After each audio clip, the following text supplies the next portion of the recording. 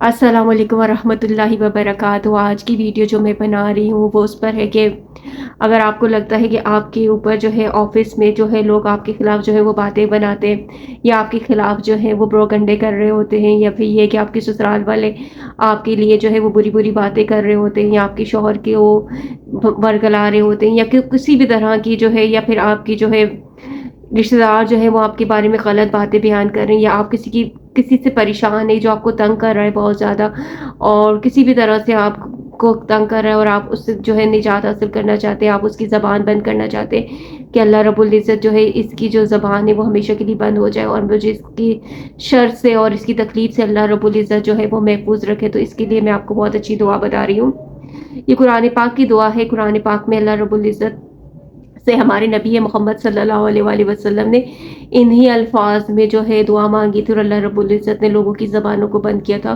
और हमारे नबी मोहम्मद सल्लल्लाहु अलैहि वसल्लम को अल्लाह ने इज़्ज़त दी थी। दुआ क्या है? दुआ ये है कि रब्बिकुम बिल हक व रब्बुनल रहमानुल मुस्तआनु अला मा तसिफून। ए अल्लाह तू हक के साथ फैसला फरमा दे, और जो लोग ये बातें बयान करते हैं मेरे बारे में, अल्लाह इनसे तू ही काफ़ी है मुझे हिफाजत करने के लिए।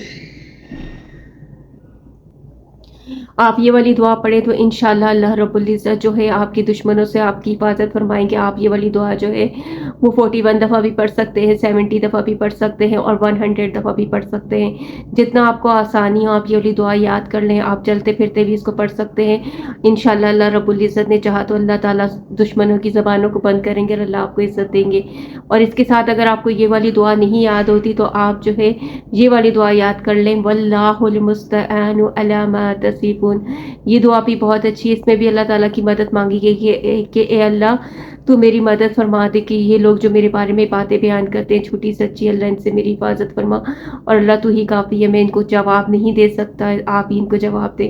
तो इंशाअल्लाह अल्लाह रब्बुल इज़्ज़त जो है इन दुआओं से अल्लाह आपकी हिफाजत करेंगे और अल्लाह रब्बुल इज़्ज़त आपके लिए खुद ही काफ़ी हो जाएंगे आपके दुश्मनों के मुकाबले में, और आपका दुश्मन जो है वो इंशाअल्लाह ज़रूर नाकाम होगा और अल्लाह रब्बुल इज़्ज़त आपकी दुआओं को ज़रूर कबूल करेंगे।